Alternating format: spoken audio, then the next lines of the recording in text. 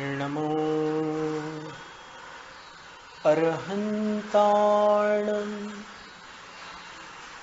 नमो सिद्धाणं नमो आर्याणं नमो वज्रायाणं नमो लोय सव्साहुणम्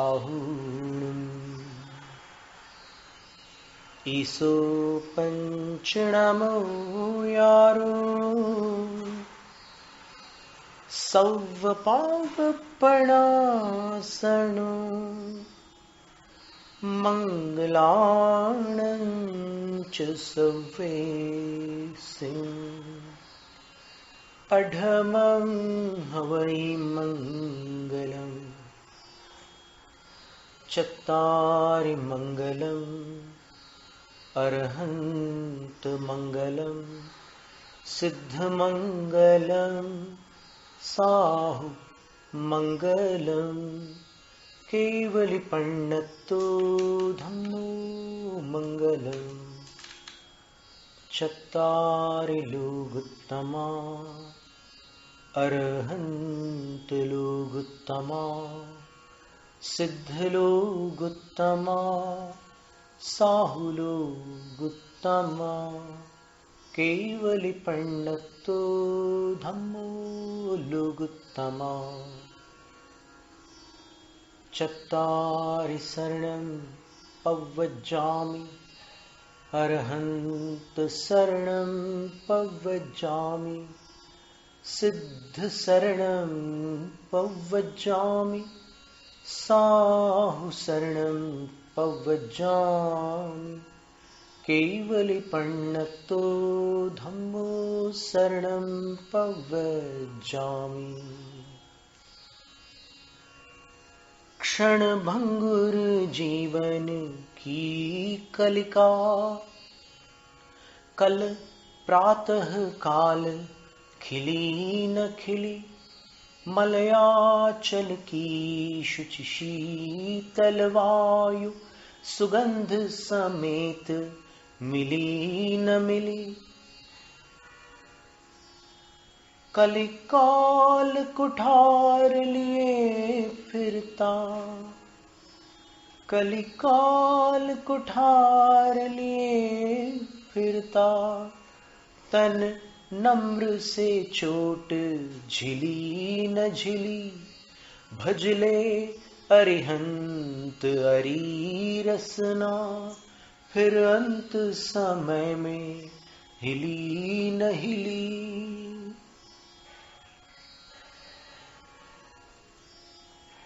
नमो अरहंताणम पद के ऊपर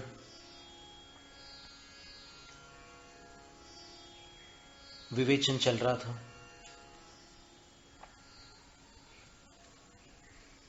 केवल इन 7 अक्षरों को लेकर जो पूर्वाचार्यों ने महिमा मंडन किया है नमोकार का, वह महिमा मंडन जैसे सामान्य प्रसंगों पर जो महिमा मंडन किया जाता है उससे भिन्न है।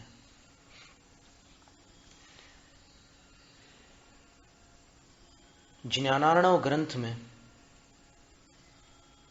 शुभचंद्र आचार्य एक बड़ा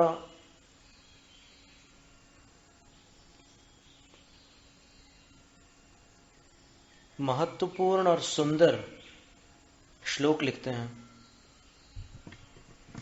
जिस श्लोक में नमोकार की ही महिमा का कथन करते हुए वो अपनी बात कहते हैं।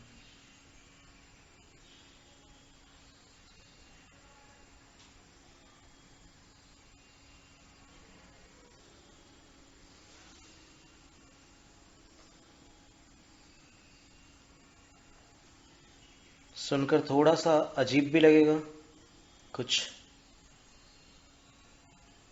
हंसी भी आएगी। अभी तक अपन ने नमो अरहंताणम इस पद को लेकर के 3 विधियों पर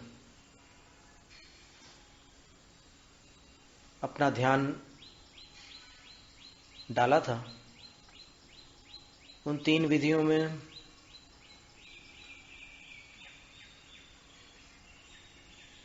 एक विधि तो ऐसी थी कि जो ज्ञानार्णव ग्रंथ में ही पदस्थ ध्यान के प्रकरण में जो 38वां प्रकरण है, यानी 38 चैप्टर है वो ज्ञानार्णव का, उसमें उन्होंने नमोकार की एक आराधना विधि बताई है और उसमें केवल प्रथम पद लिया है।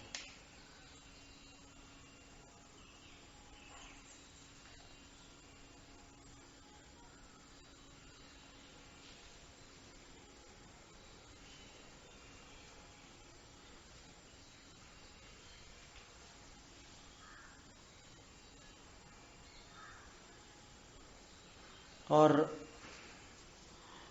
वो ऐसा है,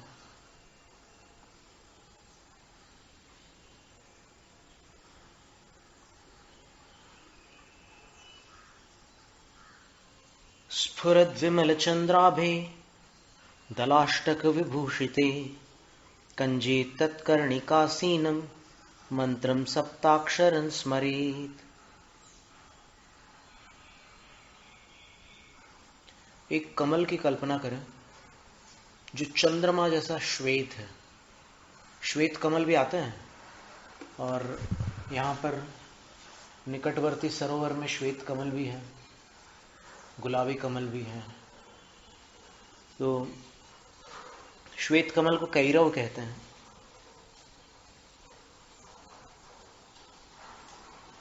अलग अलग कमलों के अलग अलग नाम हैं। उत्पल लाल कमल को कहते हैं, नीलोत्पल नील कमल को कहते हैं। तो एक श्वेत कमल की कल्पना करें और दिग्दलेषु ततोन्येषु विदिक्पत्रेष्वनुक्रमात् सिद्धादिकं चतुष्कंच दृष्टिबोधादिकं तथा। ये भी एक ध्यान करने का तरीका है। इसमें पूरे नमोकार का ध्यान है। एकदम बीचों बीच कर्णिका में नमो अरिहंताणम, फिर दिशाओं वाले पत्तों पंखुड़ियों में नमो सिद्धाणम, नमो आयर्याणम, नमो वज्रायणम, नमो लोहे सवसावणम, और विदिशाओं में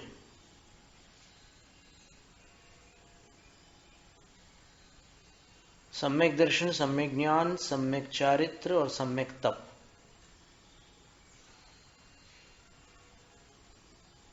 नमो दंसनाणम, नमो नाणाणम, क्रम ऐसे आगे पीछे भी होता है। नमो नाणाणम, नमो दंसनाणम, नमो चरित्राणम, नमो तवाणम। ये हमने आपको बताया भी था।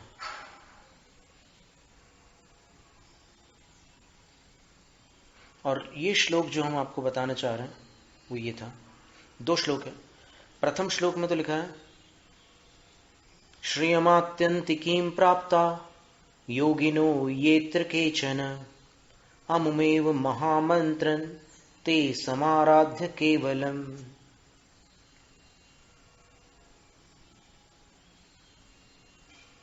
अनादिकाल से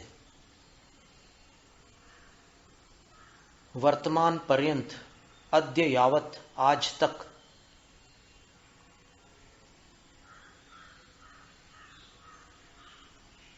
जो योगी जन इस मनुष्य लोक में, वो कोई भी क्यों ना हो, जो भी योगी मोक्ष लक्ष्मी को प्राप्त हुए हैं, वे केवल इस महामंत्र की भली भांति आराधना करके ही मोक्ष को प्राप्त हुए हैं।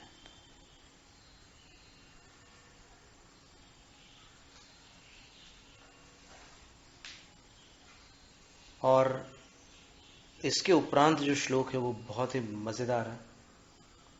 38वें प्रकरण के 41वें और 42वें श्लोक को हम अभी पढ़ के सुना रहे हैं। 41वां बता चुके हैं।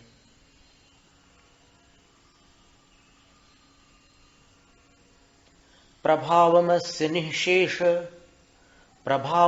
निःशेषम योगिनामप्यगोचरम् अनभिज्ञो जनो ब्रूते यः स मन्ये निलार्दितः।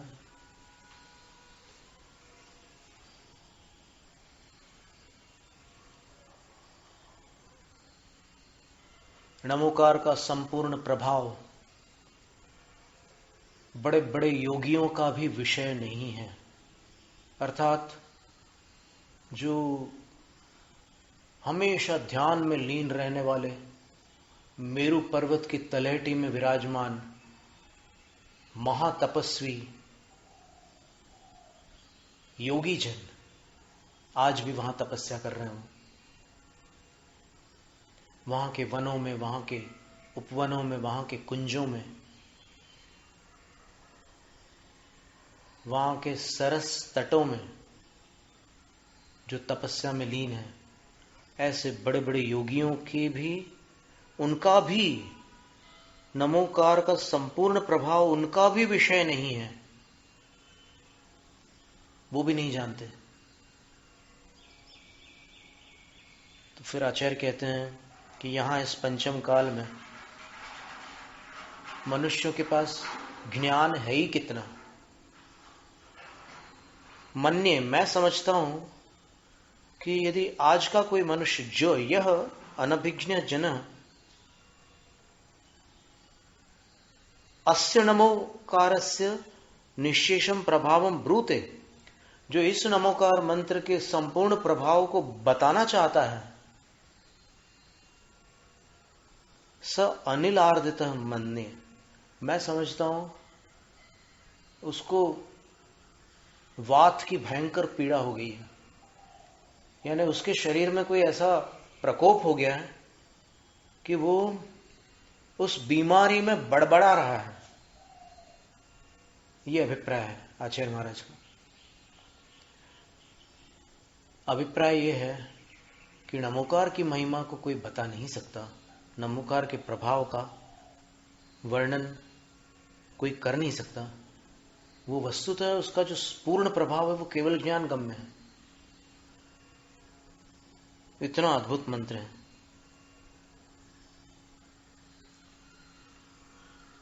फिर 7 अक्षर की जो विधि थी, फिर और इसमें कुछ नमोकार के कुछ फलों का वर्णन किया है यहां पर, वो भी आप सुन लीजिए, बहुत आनंद आएगा। क्योंकि अपन नमोकार की जब भक्ति पूर्वक व्याख्या कर रहे हैं तो फिर ये भी पढ़ने योग्य है। अनेनैव विशुद्ध्यन्ति जन्तवः पाप पंकिताः अनेनैव विमुच्यन्ते भवक्लेशान् मनीषिणः। इसी के द्वारा पाप रूपी कीचड़ से लिप्त संसारी प्राणी स्वच्छ हो सकते हैं, और इसी के द्वारा ज्ञानी जन संसार के कष्टों से मुक्त हो सकते हैं। असावेव जगत्यस्मिन् भव्य व्यसन बांधवः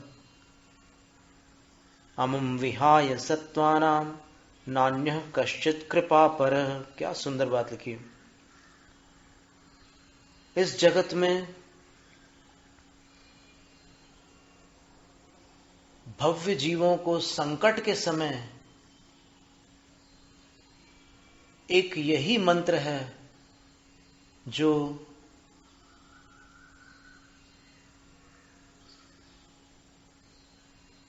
स्थापित किए हुए संबंध का निर्वाह करता है। समझना बात को। जिस भव्य ने नमोकार से अपना श्रद्धात्मक संबंध स्थापित कर लिया, उस स्थापित संबंध को यही नमोकार भव्य जीवों के संकट के समय निभाता है। और अमुम विहाय, इस नमोकार को छोड़ करके सत्वानाम, संसारी प्राणियों के लिए, अन्य कश्चित कृपा पर न, अन्य कोई भी कृपा करने में परायण नहीं हो सकता। यानी नमोकार ही संसारी प्राणियों के लिए एकमात्र कृपा करने वाला है और कोई सहारा नहीं है।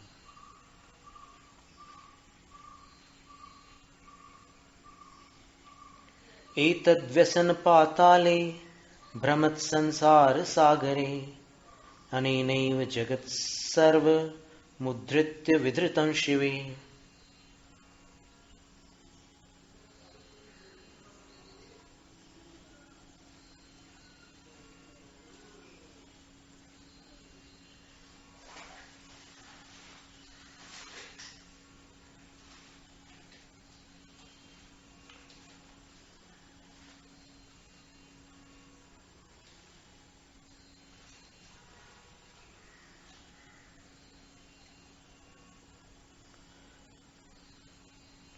इस संकटों के नरक स्वरूप, चार गतियों के भ्रमण रूप संसार रूपी सागर में इसी नमोकार ने संपूर्ण जगत को बाहर निकालकर कल्याण में स्थापित किया है।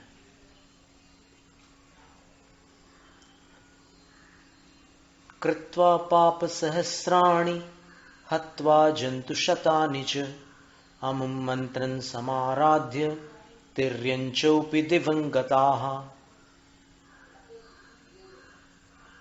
हजारों पाप करके, सैकड़ों जीव जंतुओं का वध करके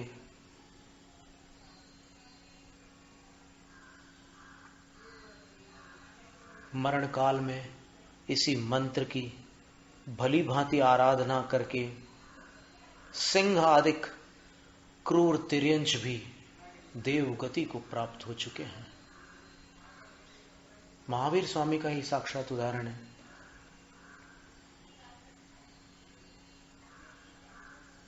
गुरु उपदेश से वो सम्यक दृष्टि और व्रति बन गए और बस वो उपदेश में एक नियम होता है कि वो नमोकार मंत्र बोलते ही हैं गुरुजन, और गुरुमुख से नमोकार मंत्र सभी श्रोता सुनते हैं।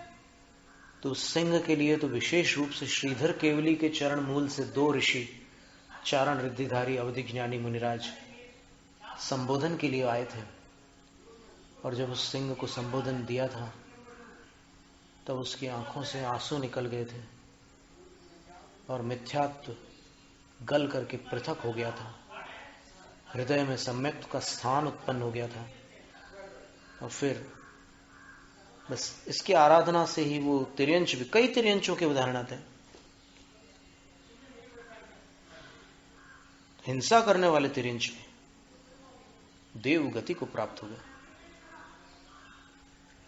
अब मुनि को नमोकार की आराधना का क्या फल प्राप्त होता है उसके विषय में लिखा है। शतमष्टोत्तरञ्चास्य त्रिशुद्ध्या चिन्तयन् मुनिः भुञ्जानोऽपि चतुर्थस्य प्राप्नोत्यविकलं फलम्। यदि मन वचन काय की शुद्धि पूर्वक, अर्थात काय गुप्ती के साथ, वचनों के बहिर्मौन पूर्वक, अंतर मौन न रखते हुए अंतर में तो नमोकार मंत्र की आराधना कर रहे हैं,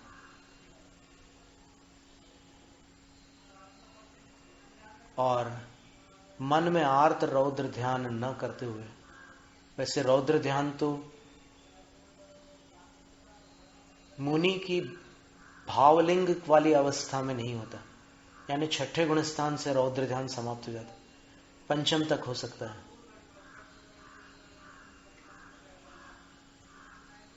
तो साधु परमेष्ठी रौद्र ध्यान से रहित होते हैं।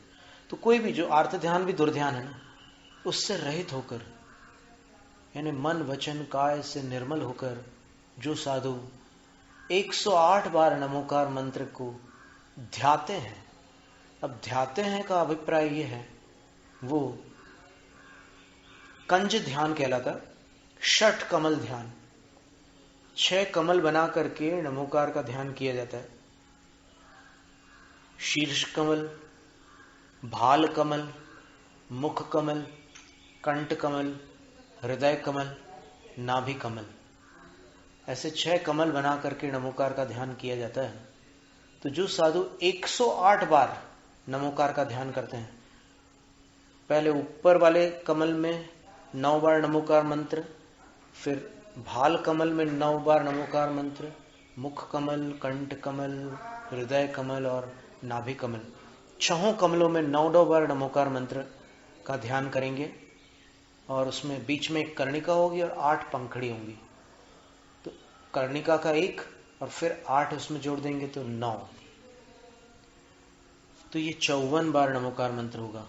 फिर नीचे से वापस ऊपर की ओर आएंगे तो नाभि कमल, हृदय कमल, कंठ कमल, मुख कमल, भाल कमल और शीर्ष कमल, ऐसे 108 बार जो साधु नमोकार का ध्यान करते हैं। तो आचार्य शुभचंद्र स्वामी लिख रहे हैं, भुंजानोपी,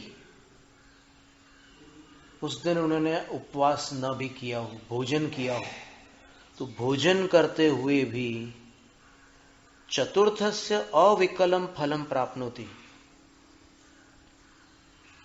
एक उपवास का पूर्ण फल प्राप्त करते हैं।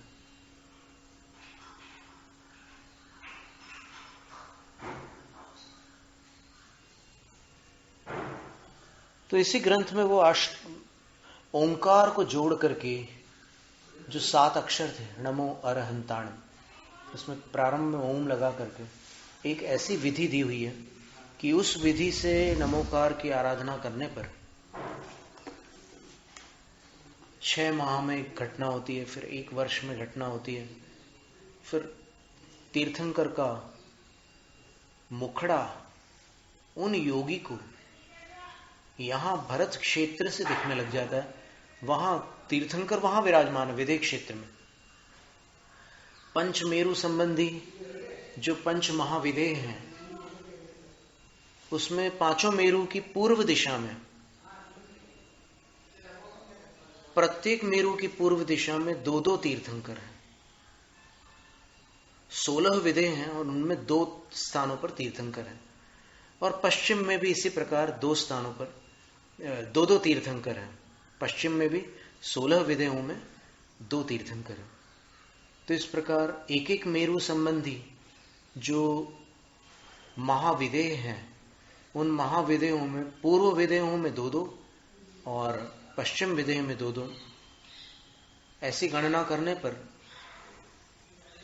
पूर्व के 10 तीर्थंकर हो जाएंगे 5 विदेह संबंधी, और पश्चिम के 10 तीर्थंकर हो जाएंगे।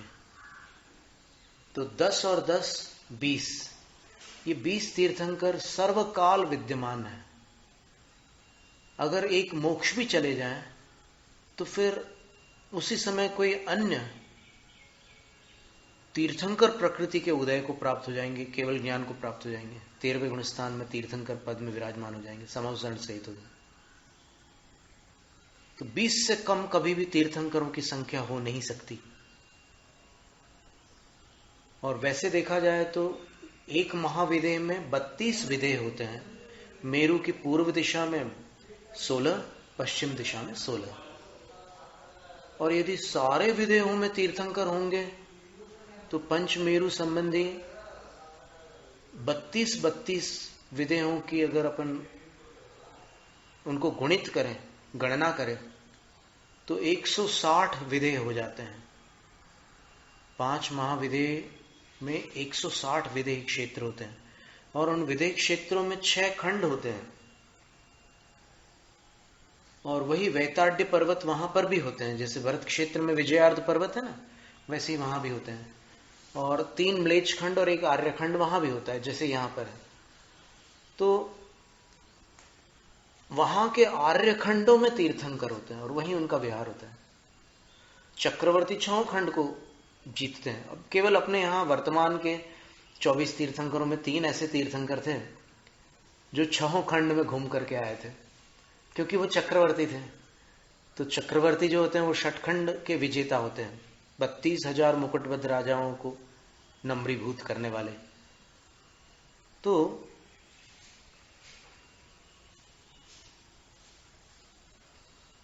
ये 20 तीर्थंकर हमेशा रहते हैं, और अधिकतम तीर्थंकर अगर सभी विदेह क्षेत्र भरे हों तो 160 तीर्थंकर हो जाएंगे। और यदि उस काल में, अब जितने मेरु है उतने ही भरत है और उतने ही ऐरावत भी है, तो अगर उस काल में भरत और ऐरावत क्षेत्र 5 मेरु है तो 5 भरत और 5 ऐरावत है, तो ये 10 क्षेत्र और हो गए, 5 भरत और 5 ऐरावत, 5 और 5 10। तो ऐरावत मेरु की उत्तर दिशा में और भरत क्षेत्र मेरु की दक्षिण दिशा में, और दोनों ही समुद्र तटों पर है। विदेह क्षेत्र बिल्कुल मध्य में है, भले ही विदेह क्षेत्र का पूर्व भाग और अत्यंत पश्चिम भाग समुद्र तट पर हो, लेकिन ऐसी व्यवस्था है, अनादिकालीन व्यवस्था है। तो यदि सारे के सारे क्षेत्र भरे हों, यानी कोई भी क्षेत्र तीर्थंकरों से रिक्त न हो, तो एक काल में युगपथ अर्थात एक साथ 170 तीर्थंकर भी हो सकते हैं। अपन ने 7 प्रकार के केवलियों में तीर्थंकर केवलियों का वर्णन कल पढ़ा था, और तीर्थंकर केवली वो होते हैं जो देव असुर मानव दानव सबके द्वारा की जाने वाली बड़ी भारी कल्याणकों की पूजा के अर्ह होते। अर्ह अर्थात योग्य।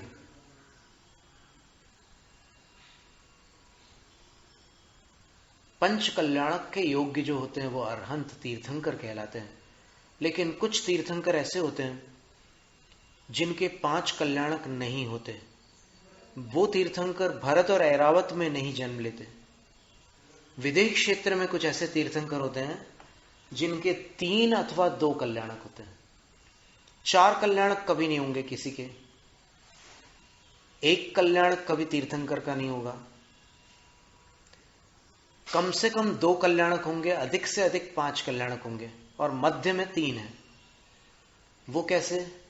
तो उसका समाधान ऐसा है कि जैसे यहां भरत और ऐरावत क्षेत्र में वो जीव तीर्थंकर बनते हैं जो अपने पूर्व मनुष्य भव में तीर्थंकर प्रकृति का बंध बांध चुके हैं, उस पुण्य को अर्जित कर चुके हैं, तीर्थंकर नाम कर्म का संचय कर चुके हैं, 16 कारण भावना उन्होंने अपने पिछले मनुष्य भव में पाई है। तो वो इस भव में आकर के तीर्थंकर बने। ये उनका तीसरा भव है, क्योंकि मनुष्य भव में तीर्थंकर प्रकृति का बंध बांध कर जिनको मुक्ति उस भव से नहीं होती, वो नियम से तीसरे भव में तीर्थंकर बनते हैं। अब जिन्होंने तीर्थंकर पुण्य का संचय नहीं किया, वो यहां मनुष्य पर्याय में आ चुके हैं विदेह क्षेत्र में, और वो दीक्षा से पहले तीर्थंकर प्रकृति का संचय कर लेते हैं, और ये पर्याय उनके अंतिम पर्याय है, उनको इसी भाव से मोक्ष प्राप्त करना है। तो जब दीक्षा के समय वो जब संसार शरीर भोगों से विरक्त होंगे, उनके असारता का चिंतन करेंगे, दीक्षा का संकल्प करेंगे, तब लौकांतिक देव आ जाएंगे, इंद्र आदि भी उपस्थित होंगे और उनका दीक्षा कल्याणक मनाएंगे।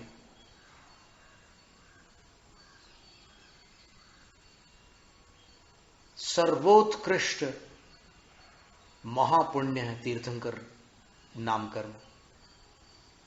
संचित कर लिया, अब उसका प्रदेशोदय तो अंतर्मुहूर्त में प्रारंभ हो जाएगा, उसके साथ बंधी हुई साता आदि महान पुण्य प्रकृति उच्च गोत्र वगैरह सब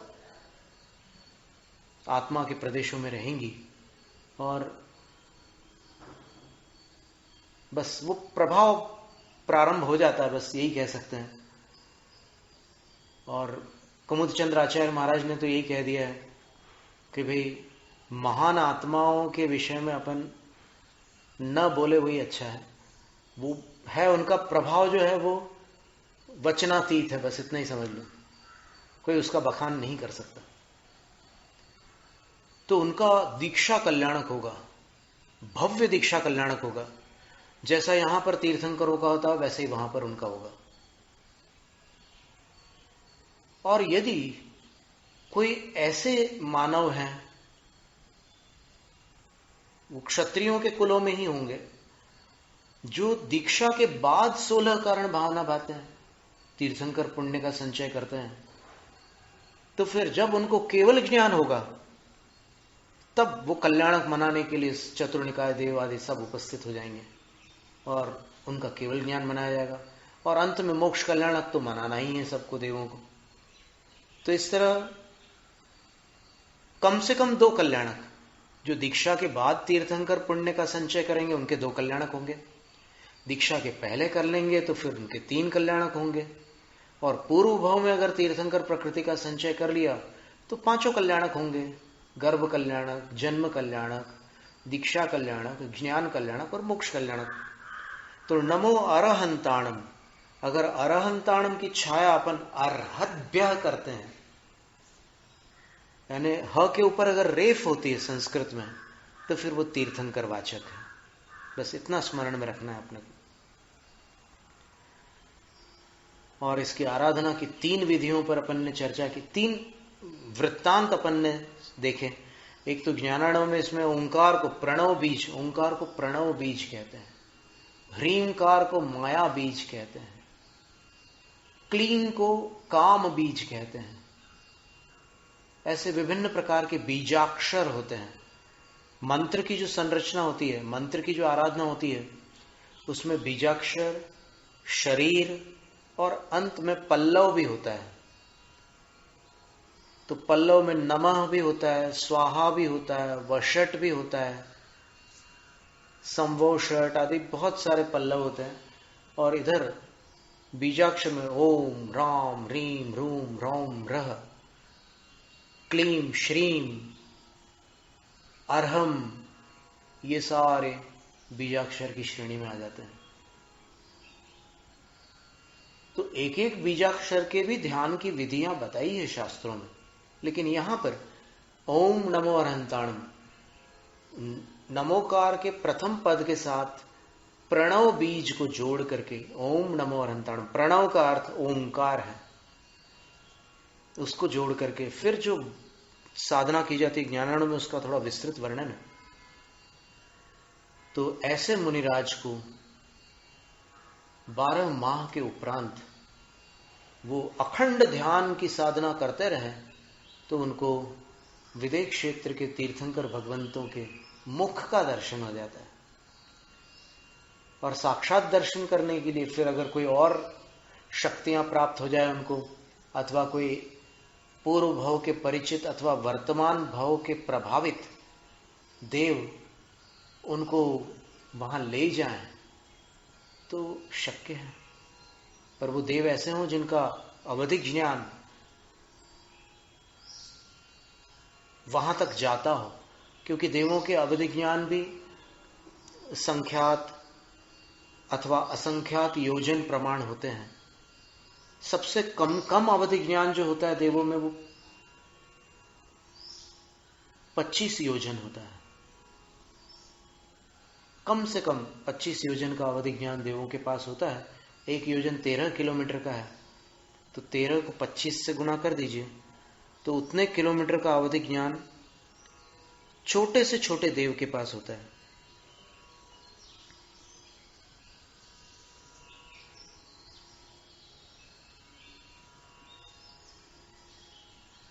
– 1107 किलोमीटर, अथवा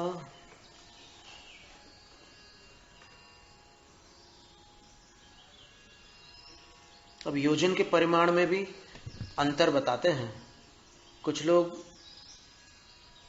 12 किलोमीटर का 1 योजन भी मानते हैं।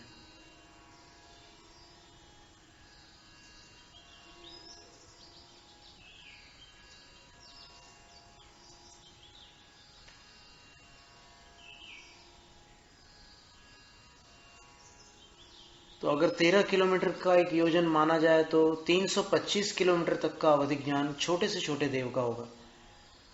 और अगर 12 का माना जाए तो 300 किलोमीटर का अवधिक ज्ञान होगा। 325 अथवा 300 किलोमीटर का।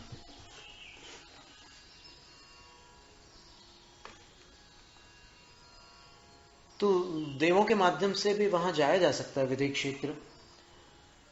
अथवा जैसे आचार्य पूज्यपाद स्वामी के विषय में आता है कि वो अपने पैरों में कोई एक औषध लेप लगाते थे तो उससे फिर वो आकाश गमन करते थे।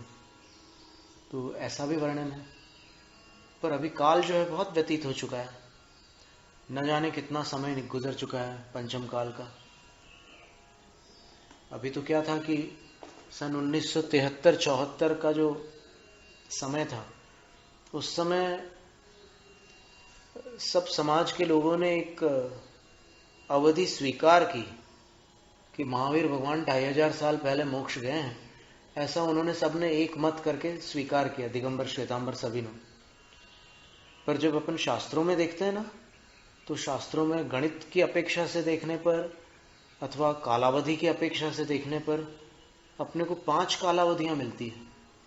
महावीर भगवान कब मोक्ष गए तो उसमें अलग अलग 5 प्रकार के समयों का उल्लेख मिलता है। और फिर अंत में आचार्य लिखते हैं कि भाई ये 5 वर्णन मिल रहे हैं, 5 काल मिल रहे हैं। अब इसको जाने बिना हम कुछ इस पर टिप्पणी नहीं करते, ये जान करके ही इसका निर्णय लिया जा सकता है। तो ये तो ऐसी स्थिति बनी थी उस समय कि जैनेतर लोग पूछते थे कि तुम्हारे महावीर स्वामी कब हुए थे बताओ तो फिर उनको उत्तर देना बहुत आवश्यक था। तो फिर सब लोगों ने ऐसा निर्णय किया कि 2500 साल पहले हुए थे। फिर दिगंबर श्वेतांबर और सब विद्वानों ने, जुगल किशोर मुख्तार जी ने ज्यादा उसमें एक भूमिका निभाई थी। और फिर एक शुल्लक जी कह रहे थे कि नहीं, उससे भी कम काल हुआ है। उनने भी एक पुस्तक निकाली थी कि 2500 वर्ष से भी अल्प अवधि हुई है महावीर स्वामी को। फिर उससे अधिक अवधि का भी वर्णन मिलता है। अब उसकी चर्चा अपन कभी देखेंगे।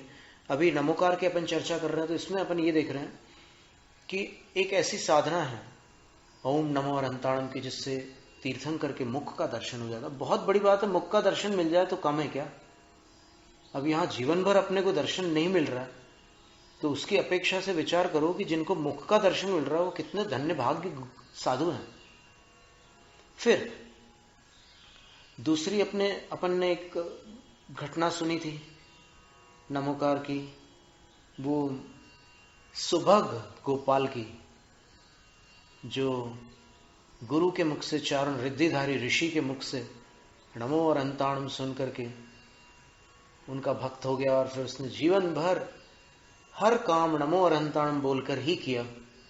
जब मरण काल आ गया तब भी उसने अंत में नमोकार मंत्र ही बोला था और मरण को प्राप्त होकर वो सेठानी का पुत्र बना और सेठ वृषभ दास के घर में वो सुदर्शन नामक पुत्र बनता है। सुदर्शन सेठ बनता है, फिर सुदर्शन मुनिराज होते हैं, फिर पाटलिपुत्र से मोक्ष को प्राप्त होते हैं, एक भवावतारी हो जाते हैं।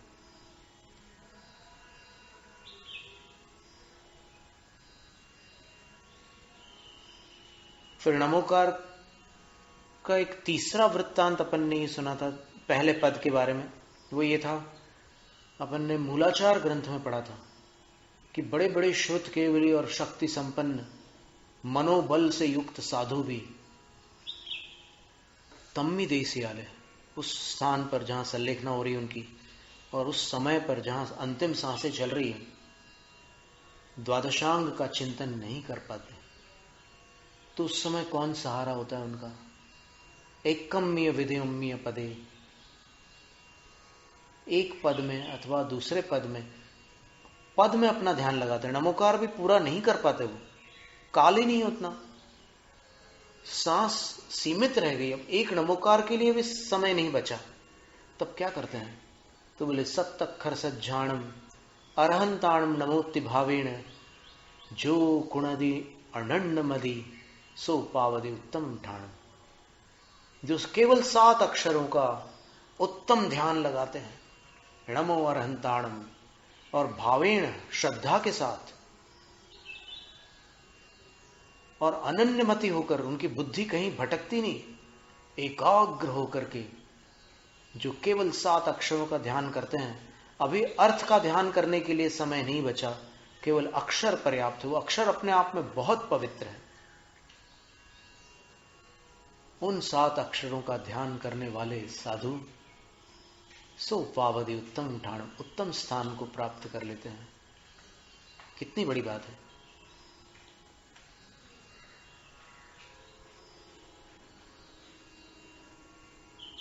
तो नमो अरहंताणम, इस पद का विवेचन अपन ने सुना था।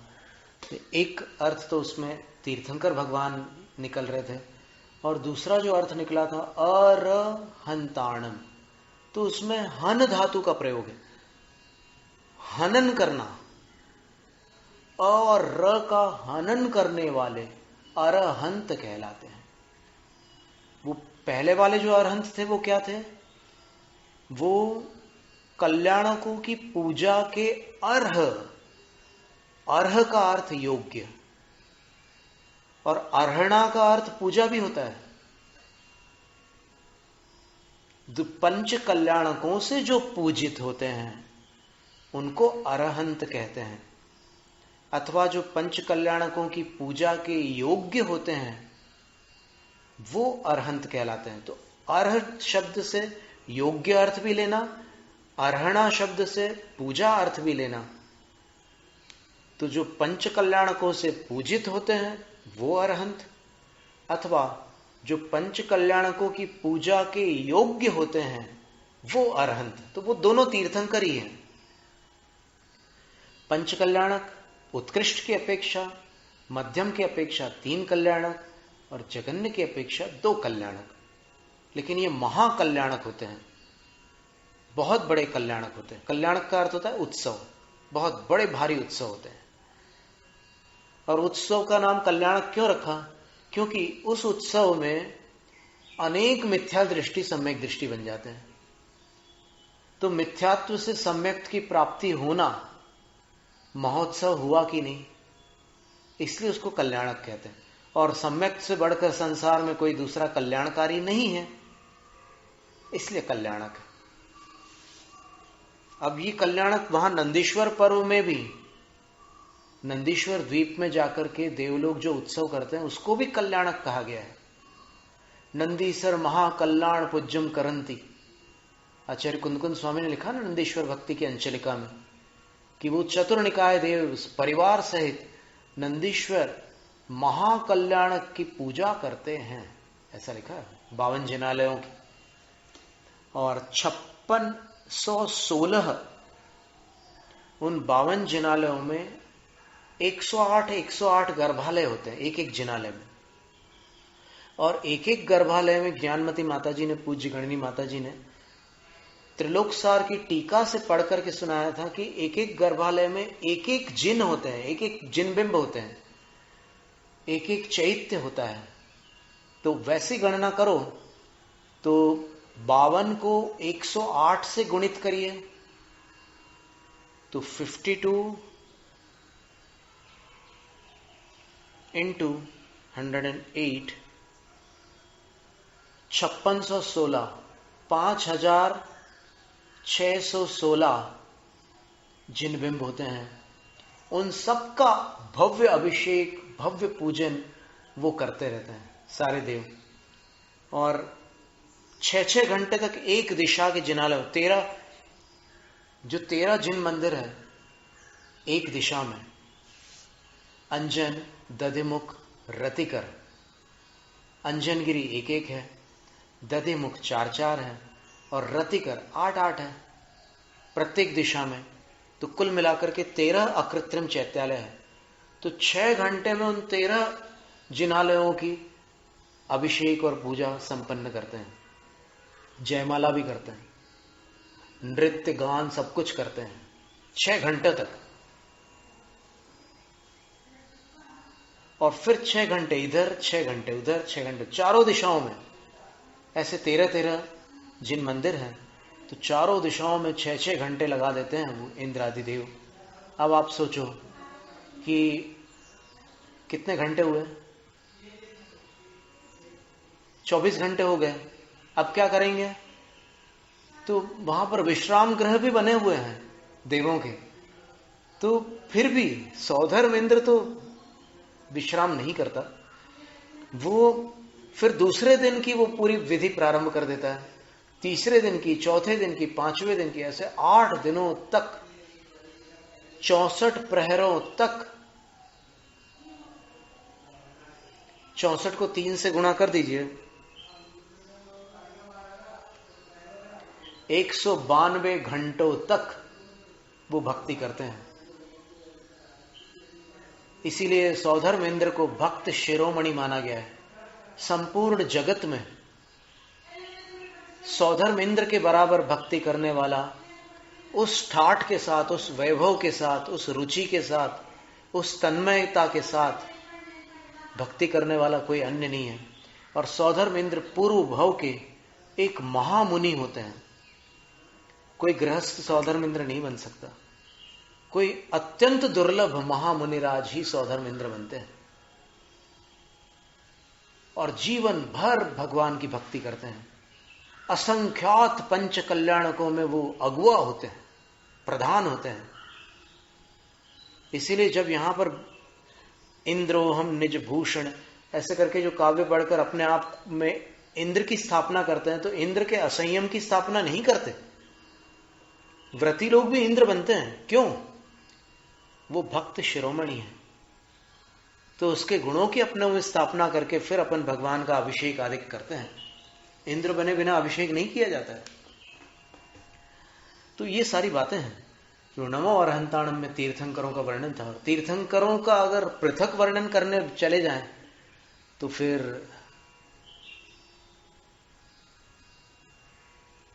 क्या होगा, उसके विषय में एक श्लोक है, हम आपको आगामी सत्र में सुनाएंगे। आज अपन इतना ही रखते हैं। आज दोपहर में अपने पूज्य,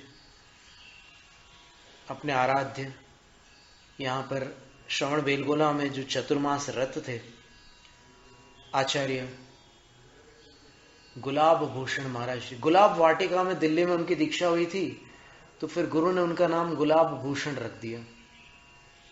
और जब तक 11वीं प्रतिमाधारी थे वो, तब तक वो पूज्य नंग सागर महाराज श्री थे।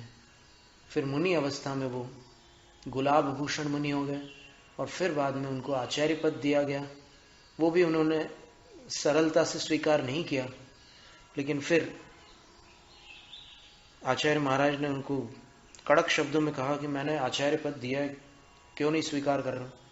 बोले कि गुरुवर आप स्वयं संस्कार करेंगे तो फिर मैं स्वीकार कर लूंगा।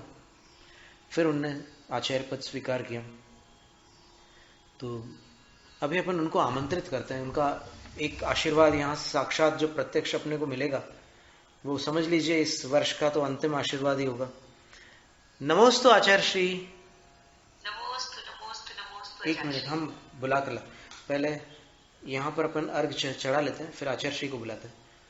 उदक चंदन तंडुल पुष्प कैश चरु सुदीप सुधूप फलार्घ्य कैः धवल मंगल गान रवाकुले जिन गृहे जिन नाथ महं यजे जिन गृहे जिन सूत्र महं यजे जिन गृहे मुनिराज महं यजे। ओम ह्रीं ओम ह्रां ह्रीं ह्रूं ह्रौं रः अस्याउषा देवशास्त्र गुरुभ्यो अनर्घ्य पद प्राप्तये अर्घ्यं निर्वपामीति स्वाहा। जैनं जयतु शासनम्।